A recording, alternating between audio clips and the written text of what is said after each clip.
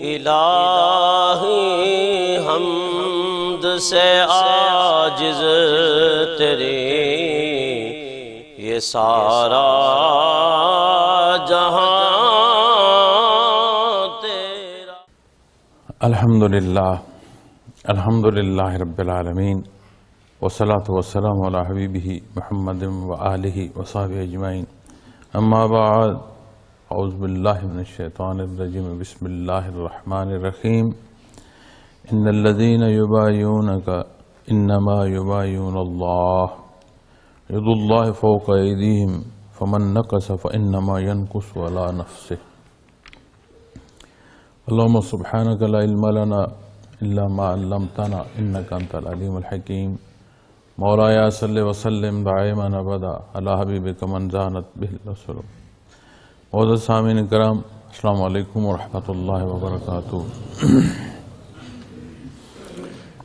اللہ جل شانہ نے اس آیہ کریمہ میں ارشاد فرمایا ہے کہ بے شک جو لوگ آپ سے بیعت کرتے ہیں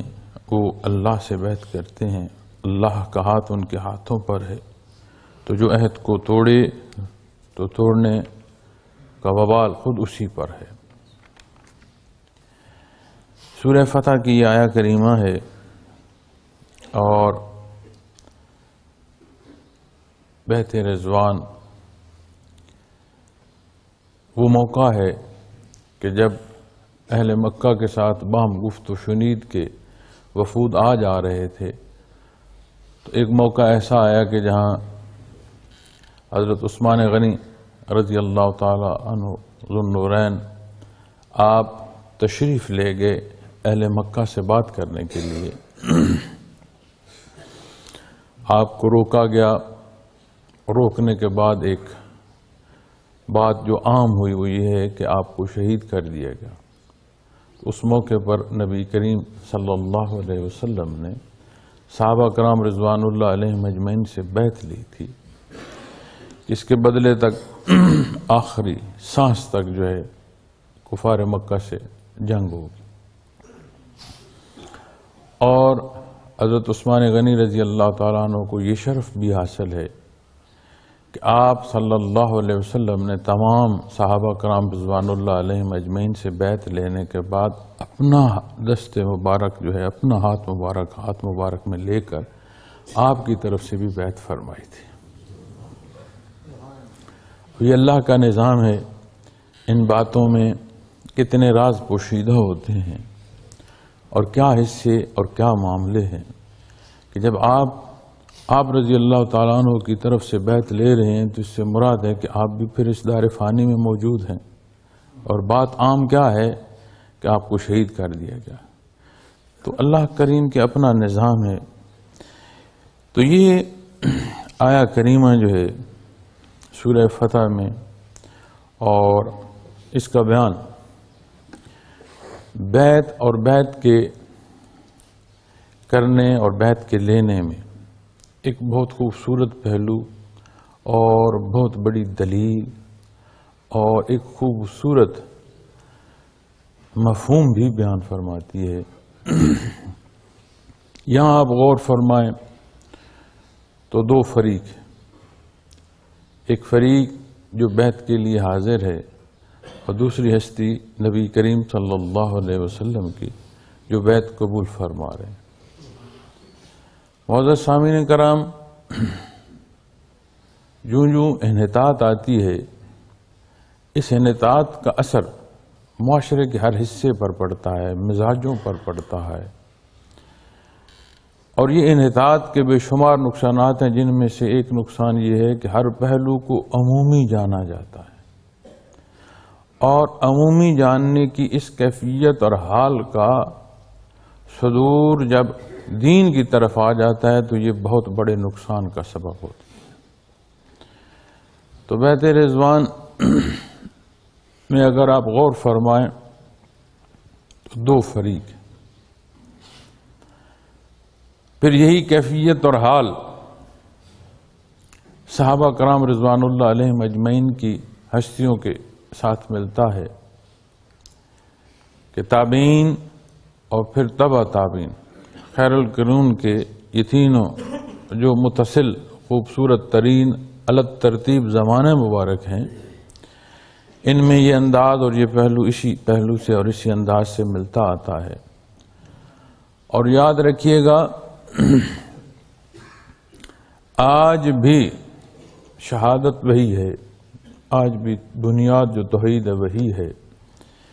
لیکن جنہیں یہ توحید کہ لا الہ الا اللہ محمد الرسول اللہ صلی اللہ علیہ وسلم، مائیت محمد الرسول اللہ صلی اللہ علیہ وسلم میں نصیب ہوا، بعد از انبیاء بلند ترین عند اللہ مقام ہے۔ اور خیر القرون کا یہی تسلسل، چونکہ عہد صحابہ میں بھی بنیاد یہی تھی، تابعین تبع تابعین ہر حصے میں بنیاد یہی تھی، لیکن وہ جو مائیت کے پہلو ہیں وہ انفرادیت پیدا کر دیتے ہیں۔ تو یہاں آپ اگر غور فرمائیں تو اسی نقطے کے تحت، چونکہ صحابہ کی تقسیم میں جو ضروریاتی زندگی یا نظم کے لیے تھی، اس میں ذمہ دار بھی ہیں، امام بھی ہیں، مقتدی بھی ہیں۔ اگر کہیں کوئی ذمہ دار ہے تو اس کے ساتھ حکم کے بجا لانے کے لیے بھی افراد موجود ہیں، کیونکہ آپ صلی اللہ علیہ وسلم نے پسند فرمایا کہ اگر دو افراد بھی سفر پر ہیں تو ایک امیر ہونا چاہیے۔ تو یہ نظم آپ نے پسند فرمایا، تو جہاں ذمہ دار ہیں وہاں ساتھ معاونین بھی ضرور ہیں۔ تو یہاں اس بیت میں بعد از انبیاء بلند ترین ہستی جو ہیں حضرت ابوبکر صدیق رضی اللہ تعالی عنہ، دو میں کے دوسرے، وہ بھی ہیں خلفائے راشدین علی ترتیب موجود ہیں۔ حضرت عثمان غنی رضی اللہ تعالیٰ عنہ کی بیعت میں نے عرض کی کہ نبی کریم صلی اللہ علیہ وسلم نے اپنے ہاتھ مبارک سے لی، اور وہ ہستیاں جنہیں عشرہ مبشرہ سے نوازا گیا، وہ ہستیاں جنہیں اہل بدر کہا گیا، وہ ہستیاں جو مہاجرین اور انصار کے ناموں سے رب کائنات نے موسوم فرمائیں، پسند فرمائیں، ان کے یہ سفر اللہ جل شانہ نے، اس قادر مطلق نے پسند فرمائے اور انہیں قبول فرمایا، وہ ساری ہستیاں اس میں شامل ہیں۔ لیکن جب بات بیعت کی آتی ہے تو دو فریق، ایک ذات نبی کریم صلی اللہ علیہ وسلم کی اور دوسری وہ جو بیعت لے۔ اسی پہلو کو اور یہی خیر القرون کا جو ایک متصل حصے ہیں، یہی کیفیات قلبی کے تسلسل میں بہت بڑی شہادت ہیں اور بہت بڑی رہنمائی ہے۔ جب آپ بیعت اور بیعت میں بیعت تصوف کی بات کرتے ہیں تو پھر یہاں دو فریق ہیں، شیخ اور سالک۔ اور یاد رکھیے گا عدد افراد کا کم ہو یا زیادہ ہو، فریق دو ہی رہیں گے۔ شیخ اور ایک سالک ہے تو بھی فریق دو ہیں، ایک شیخ ہے اور لاکھوں سالکین ہیں تو بھی فریق دو ہی۔ فریق دو ہیں لیکن انحصار ایک پر آتا ہے، اس میں سالک نہیں ہے، اس میں شیخ آتا ہے۔ اب جب سالک کی کیفیت اور حال کو آپ دیکھیں گے تو اس میں انتظامی امور میں ذمہ داران مقرر ہوتے ہیں، اس میں سالکین کی عمومی کیفیت اور حال بھی ہو سکتی ہے، امراء بھی ہو سکتے ہیں، قائم مقام اور صاحب مجازین بھی ہو سکتے ہیں، لیکن جب اس کی بنیادی پہلو پر آئیں گے تو دو فریق ملیں گے۔ پھر دنیا کا جو نظام ہے معزز سامعین کرام، اس پر افراد کا اثر آتا ہے، اور جو حصے دینی پہلو میں خصوصی یہ جو شعبہ کیفی ہے، اس کا انحصار عدد پر نہیں ہے، انتظامات کے لیے ہیں، لیکن دین حق کی سربلندی جب مکہ مکرمہ میں اور سانگلاخ پہاڑی پر کھڑے ہو کر نبی کریم صلی اللہ علیہ وسلم نے حق ارشاد فرمایا تو بھی شان قدرت وہی، کوئی زیر زبر، کوئی نقطے کی کمی بیشی کوئی نہیں۔ اور مخلوق نے ایسا مانا کہ معلوم دنیا کے 3 حصوں پر وہی حکم نافذ ہوتا چلا گیا، تب بھی جو رب کائنات کی شان ہے اور جو نبی کریم صلی اللہ علیہ وسلم کی حیثیت اور شان ہے، کسی نقطے کی کمی اور اضافی کا کوئی سبب نہیں۔ ہمارے نزدیک دنیا میں آواز سننا، بولنا، چلنا، پھرنا، طاقت، کمزوری، بے شمار پہلو ہو سکتے ہیں، لیکن جب اسی حصے کو حقیقت میں دیکھیں گے تو مالک اللہ جل شانہ کی ذات ہیں۔ کسی سوکھے پتے کی یہ مجال نہیں کہ وہ ہوا کے جھونکے میں اپنے آپ کو ہوا کے سپرد کر دے یا وہ ہوا کا جھونکا اسے توڑ کر اپنے ساتھ لے جائے، تاکہ یہ اللہ جل شانہ کو منظور نہ ہو۔ تو یہ گمان اور یہ غلط فہمیاں تو پیدا ہوتی ہیں اور تو بڑھتی ہیں جب بے دینی کے اثرات پیدا ہوتے ہیں۔ تو جب آپ اس کیفیت اور اس نزاکت کو دیکھیں گے تو یہ بہت ضروری ہے اس بات کو سمجھ لینا کہ شیخ ایک ہے، باقی جو ہیں وہ سالکین ہیں۔ اللہ ولی الذین آمنوا، رب کائنات فرماتے ہیں کہ ہر صاحب ایمان ولی اللہ ہے، ایک درجے کی ولایت اسے عطا فرمائی۔ کتنی ہے، اس کے کیا مدارج ہیں، کیا اللہ کی عطا ہے، اس کے حضور جو سجدہ ریز ہے اس کی کیفیت اور حال کیا ہے، یہ وہ معاملات ہیں جو اللہ اور اس بندے کے مابین۔ اسی طرح چیزیں سامنے آتی ہیں، معاملات آتے ہیں، چونکہ جہاں جو جس ذمہ داری میں بیٹھا ہوتا ہے اس ذمہ داری کی ادائیگی کے لیے اس کے ذمے ہے کہ وہ چیزیں واضح بیان کرتا رہے۔ پھر اس سالے میں جو فریق دوم ہے، جو بیعت کے لیے آ رہا ہے، یہاں سے یہ سمجھ لیا جاتا ہے کہ میں بیعت کر رہا ہوں، میں بیعت کر رہا ہوں۔ ان الفاظ کے ساتھ ایک وزن محسوس کیا جاتا ہے۔ کبھی دوسرے پہلو کو غور کرنا کہ اگر فریق دوم بیعت نہ لے تو یہ جو حصہ پہلا ہے کہ میں بیعت لے رہا ہوں، یہ کہاں جائے گا؟ دین سارے کا سارا جو ہے یہ اللہ کریم کی عطا ہے، اس کا کرم اور اس کا احسان ہے۔ یہاں ذات کا دخل جو ہے یہ نقصان دے گا۔ پھر ضروری یہ ہوتا ہے کہ بیعت تصوف عمومی حصوں میں بھی تربیت کے لیے بھی ضروری ہے کہ دیکھا اور جانچا جائے کہ بے دینی تو نہیں ہے۔ پھر بیعت تصوف لینا مشائخ کی تحریر و تقریر میں موجود ہے کہ وہ جو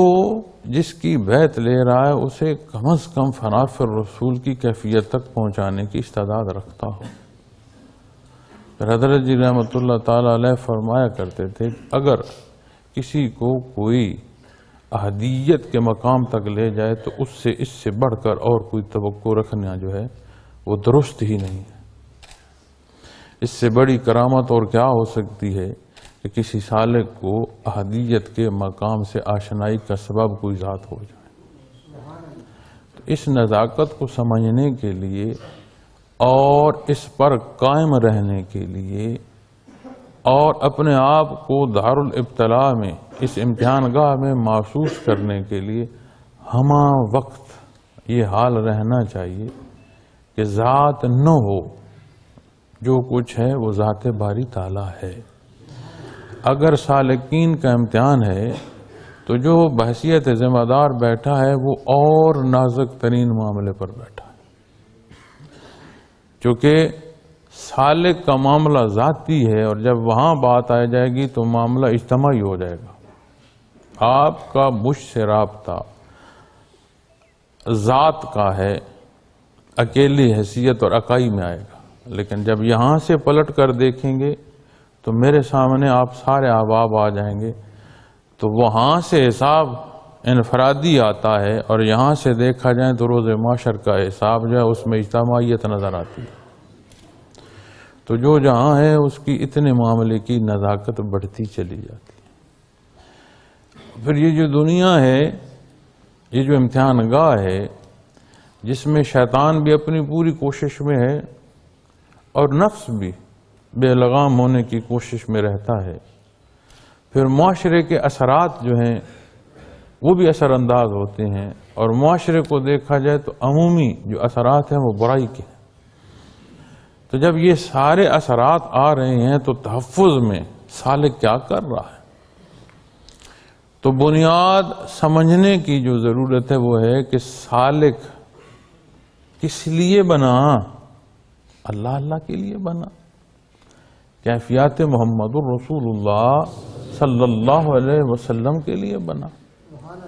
تو یہ بنیاد ہے، اور یہی جو بنیاد ہے یہی بلندیاں بھی ہے کہ اس اللہ اللہ کرنے کو اس تواتر کے ساتھ کیا جائے کہ کوئی دن جو ہے وہ خالی نہ جائے۔ یہ جو قرآن کریم میں صبح و شام بیان کی گئی ہے، اس صبح و شام کو الدوامی کیفیت تک کا ہونا اسی سے نصیب ہوتا ہے کہ جب صبح اور شام معمول کیا جائے۔ تو صبح و شام کی ابتدا صبح و شام کے دوامی معنوں تک لے جاتی ہے، اور یاد رکھیے گا یہی ایک نسخہ ہے جس پر سارے جمع ہوتے ہیں، اور یہی واحد ایک نسخہ ہے جو بقا کے لیے ضروری ہے۔ انبیاء علیہ السلام معصوم عن الخطا ہے۔ ان ہستیوں اور ان مقرب ہستیوں کے بعد اگر کوئی بات آتی ہے تو معزز سامعین کرام پھر حفاظت الہیہ کی بات آتی ہے، اور یہ جو صدا اللہ اللہ کی ہے، یہ جو پکار ہے اس کے حضور، چونکہ پکار تو میں اور آپ رہے ہیں، کمزور، گنہگار، خطاکار، اس قابل نہیں کہ یہ پکار اس کی شان کے مطابق ہو، لیکن جب بات دوسری طرف آتی ہے اور حقیقت کی طرف آتی ہے تو وہاں تو ذات رب بار تعالیٰ کی ہے۔ تو پکار اور التجا تو ہم جیسے خطاکاروں کی، لیکن عطا تو اللہ رب العالمین نے فرمانا ہے۔ تو پکار کی کمزوری تو ہم لیے ہماری وجہ سے، لیکن عطا کا بے شمار ہونا اور انعامات کا بے حد و حساب ہونا یہ اللہ جل شانہ کی شان کریم ہے۔ ہمارے ذمے انابت ہے، اور انابت تب تک انابت کے معنوں میں نہیں آئے گی جب تک اس کے ساتھ خلوص شامل نہیں ہوگا، نیک نیتی شامل نہیں ہوگی۔ میں آپ کے سامنے خوبصورت الفاظ میں بات کر سکتا ہوں، وجود کا زیر و بم اپنے الفاظ کے ساتھ جو ہے وہ پیدا کر سکتا ہوں، جوش جذبات کا خطاب کر سکتا ہوں، لیکن جب بات اور معاملہ ایمانی پہلو سے دیکھا جائے گا تو اللہ جل شانہ کے حضور تو ہر شے حاضر ہمہ وقت حاضر ہے، اس کی ذات تو علیم ہے، وہ خوب جانتا ہے کہ ان الفاظ کے پیچھے کیا ہے، اس انداز کے پیچھے کیا کیفیت اور کیا سوچ اور کیا حال ہے۔ وہاں کوئی شے بعید نہیں ہے، کوئی نقطہ ایسا نہیں ہے کوئی جو سامنے نہ ہو۔ عند اللہ جب بات آئے گی تو انما الاعمال بالنیات، پھر نیت ایک کیفیت اور حال ہے، اور یہ جو کیفیات محمد الرسول اللہ صلی اللہ علیہ وسلم کا ربط ہے، اور یہ جو نسخہ اکثیر ہے، بے مثل و بے مثال ہے، اس مشت غبار کو ایمان کی اس کیفیت سے آشنا کرتا ہے کہ ہر لمحے اللہ جل شانہ کی حضوری نصیب ہوتی۔ وہ کیفیت اور حال جو حدیث احسان کا ہے، جو دیکھ نہیں سکتا لیکن دیکھ رہا ہوتا ہے، اس کی آنکھ، اس کی سماعت کام نہیں کر رہی اس درجے کا، لیکن وہ سن بھی رہا ہے کہ میرے اللہ کا کیا فرمان ہے، وہ دیکھ بھی رہا ہے کہ میں اپنے اللہ کے روبرو۔ وہ نہ صرف حال دیکھ رہا ہے، وہ مستقبل دیکھ رہا ہے کہ اس کے حضور پیش ہونا ہے۔ کون سی نظر اور کون سا کلیہ اور کون سا نسخہ ایسا ہے جو نظر کو اتنی تیزی اور اتنی باریکی دے دے کہ سامنے تو کجا وہ جو معاملہ صدیوں بعد پیش آنا ہے اور حال بدل خلق ہے، خلق کا تو نظام لپیٹ دیا جائے گا، اس حقیقت میں جو ابدی ہے وہاں جا کر کھڑا دیکھ رہا ہو۔ اور یہی دیکھنا جب حق سے محروم ہوتا ہے تو روبرو محمد الرسول اللہ صلی اللہ علیہ وسلم کا ارشاد آ رہا ہو تو رب کائنات فرماتے ہیں یہ اندھے ہیں، یہ بہرے ہیں کہ دل مردہ ہے۔ تو یہ جو انحصار نیت اور اخلاص ہے یہ بہت بڑی شے ہے۔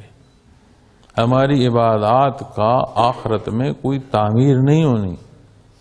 رب کائنات کو ہماری سجدوں اور ہمارے رکوع کی ضرورت نہیں ہے، یہ ہمارے لیے ہیں۔ ہمیں اس قابل کرتے ہیں کہ ہم بندگی سے آشنا ہوں، ہم بندگی کے معنوں کو پا سکیں۔ پھر انسانی مزاج جو ہے اس سے متعلق صوفیاء جب بات فرماتے ہیں جب اللہ اللہ کی توفیق نصیب ہوتی ہے تو کمزوریاں دور ہو جاتی ہیں۔ یہ نہیں ہوتی کہ بندہ باقاعدہ اللہ اللہ کر رہا ہے اور اس کے فرائض چھوٹ رہے ہوں، ایسا نہیں ہوتا۔ وہ فرائض کے اہتمام سے سنت کی طرف گامزن ہوتا ہے، نوافل کی طرف گامزن ہوتا ہے۔ عمومی اور پہلو اور زندگی کے جو روزمرہ کے معاملات ہیں ان کی نگہداشت میں لگا ہوتا ہے کہ کمی بیشی ہے تو اسے دور کیا جائے۔ وہ فرماتے ہیں اس اللہ اللہ کی برکت سے آہستہ آہستہ کمزوریاں جو ہیں وہ دور ہوتی جاتی ہیں۔ جیسے کپڑے سے جھاڑ پھونک کی جائے نا تو مٹی اڑتی ہے، اس طرح کمزوریاں اڑا دیتا ہے۔ اور فرماتے ہیں کہ جب آخر دیکھا جائے نا، آخر تک کون سی ایسی غلطی ہے جو نہیں چھوڑ رہی، جو چمٹی ہوئی ہے، وہ فرماتے ہیں سب سے آخر جا کر جو صوفی سے غلطی اور کمزوری دور ہوتی ہے وہ انا کی ہے۔ اسی لیے ہم دیکھتے ہیں کہ بہت بڑے دینی پہلوؤں میں تعلیم و تعلم میں یہ گمان آ جاتا ہے کہ جیسا بڑا عالم میں ہوں ایسا کوئی نہیں ہے۔ جتنا بڑا مقرر میں ہوں اور جتنی اکثیر باتیں میری ہیں کسی کی نہیں ہیں۔ تو یہ جو لفظ میں ہے، اس میں پر بحث کریں گے تو یہ کبر کے کسی نہ کسی پہلو میں لے جائے گی۔ اور کبر کے معنی کیا ہے؟ مقابل آ گیا ہے۔ تو اسی نزاکت کو سمجھتے ہوئے جب آپ کیفی شعبوں میں آئیں گے تو ظاہر سے کیفی شعبے بہت نازک ہیں، اور یہاں جتنی نزاکت ہے اتنی احتیاط پھر ضروری ہوتی ہے۔ اور اس رشتے کو میں خطا کار نے اور گناہگار نے، اس کے دو پہلو میں نے اپنی حیات میں دیکھے۔ مضبوط اتنا ہے کہ ڈبو دو اس کیفی حال میں کہ شاید بندہ غرق ہی نہ ہو جائے، نہیں ڈوبنے دیتا، اتنا مضبوط ہے۔ بہت بڑا جو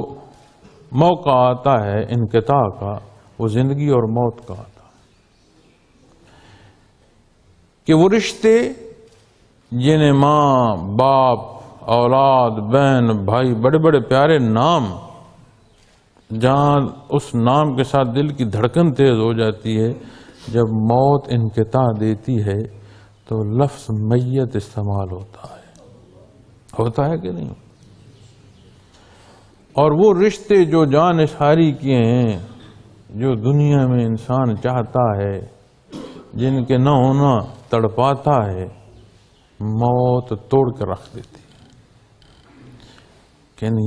یہ رشتہ اس تلخی میں نہیں ٹوٹتا، یہ دیکھا گیا ہے۔ تاریخ تصوف میں متصل حصوں میں اس کا بیان اور اس کے پہلو اور اس کے واقعات ملتے ہیں۔ کون سا رشتہ اتنا مضبوط ہوگا؟ دنیا کی رشتوں اور دنیا کی محبت بات کر رہا ہوں۔ چونکہ لفظ دنیا سے مراد صرف بے دینی لیا جاتا ہے، دنیا کو دینی حکم کے تحت بسر کرنا ہر حصہ عبادت میں شامل ہو جاتا ہے، اور اسی رشتے کی نزاکت پر جب آپ بات کریں گے، ساری زندگی ساتھ بسر کی، معترض کی کیفیت اور حال ایک دفعہ پایا، حیات وہیں بسر کی، لحد میں اترے، قلب ساتھ نہیں تھا۔ اور دنیا میں ہی یہ جو ہے نا اپنے غلط فہمی ہو جانا، بندے کو اپنا معلوم ہوتا ہے، جھوٹ بہت بڑی بلا ہے، بنیاد ہے برائیوں کی، اس سے اجتناب نیکی کی ابتدا ہے۔ چونکہ آپ صلی اللہ علیہ وسلم کی خدمت میں صحابی حاضر ہوئے، عرض کی ایک بات فرما دیں مجھے جسے میں جس کا پاس رکھوں۔ آپ نے فرمایا جھوٹ نہیں بولنا۔ اس کی ابتدا دونوں طرف اختیار کیا جائے تو برائی کی طرف، اور جھوٹ سے اجتناب نصیب ہو جائے تو اچھائی اور نیکی اور برا کی طرف ابتدا۔ تو سمجھا یہ جاتا ہے عمومی طور پر کہ شاید جھوٹ لوگوں سے ہی بولا جاتا ہے، لیکن اسی دنیا کی زندگی یہ بتلاتی ہے کہ ہم اپنے آپ سے جھوٹ زیادہ بولتے ہیں، اپنی ہر غلطی، اپنی ہر کوتاہی کو جواز دیتے رہتے ہیں، اور ایک اپنے اندر بحث رہتی ہے،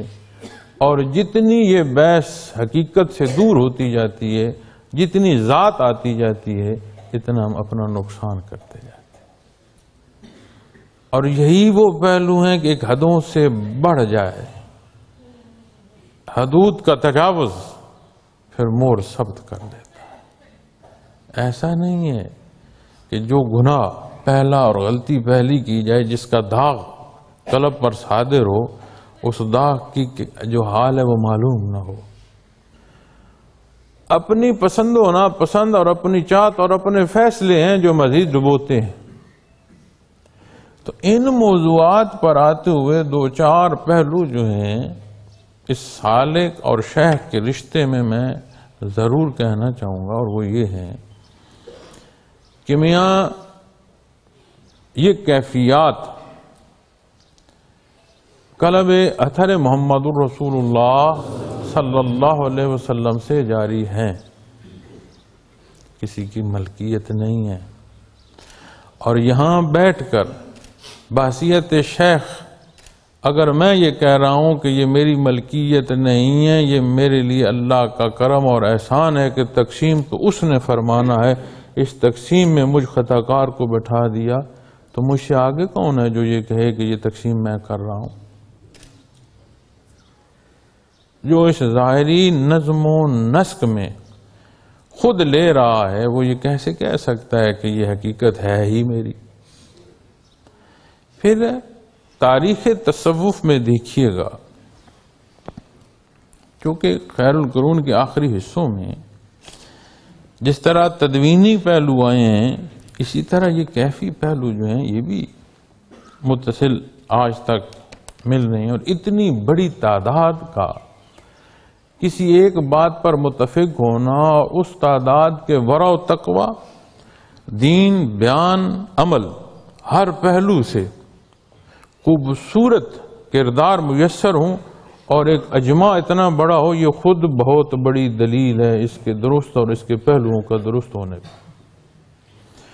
کیونکہ غلط اور صحیح کی جو پیمانہ اور پہچان ہے وہ قرآن و سنت ہے، کوئی نقطے کی کمی بیشی نہیں کی جا سکتی، اور نہ کوئی کمی بیشی درست ہو سکتی ہے۔ الہی حمد سے ہم نہ رہے تو کیا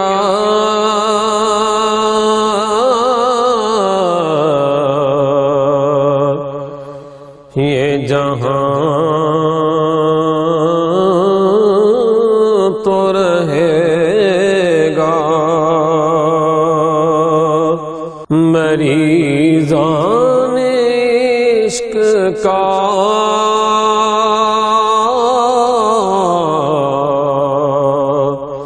امتحان تو رہے گا،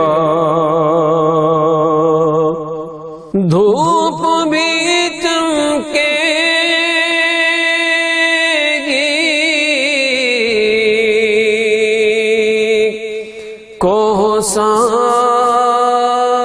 کوہساروں پر دھوپ بھی چمکے گی،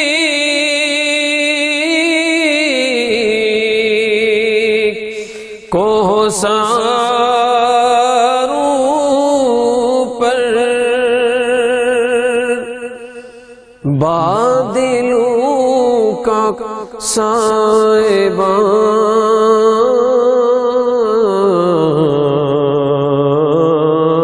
تو رہے گا، بادلوں کا بھی سائبان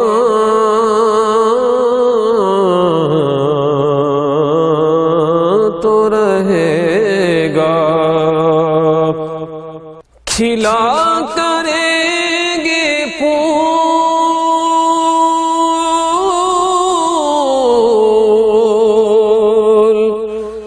یوں ہی گلشن میں،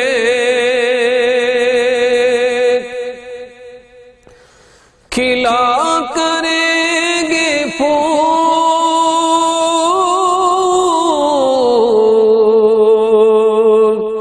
یوں ہی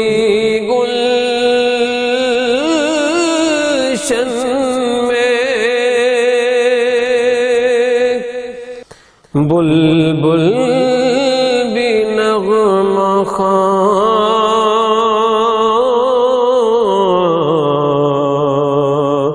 تو رہے گا، ہم نہ رہے تو کیا یہ جہاں تو رہے گا، رونقیں بڑھتی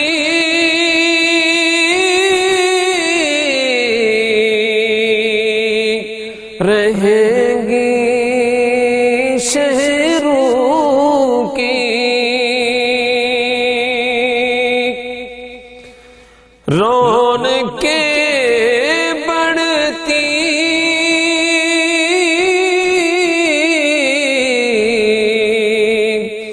رہیں گی شہروں کی، شور غل بھی یہاں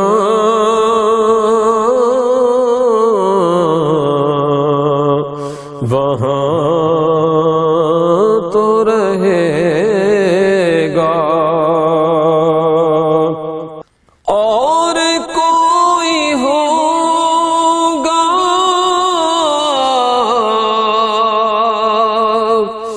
اپنی مسند پر، اور کوئی ہوگا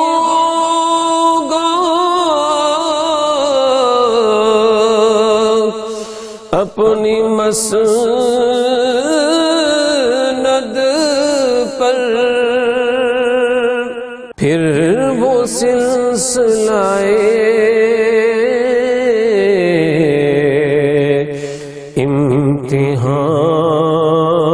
امتحان تو رہے گا،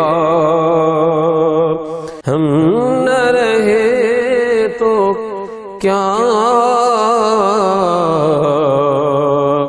یہ جہاں تو رہے گا، مریضان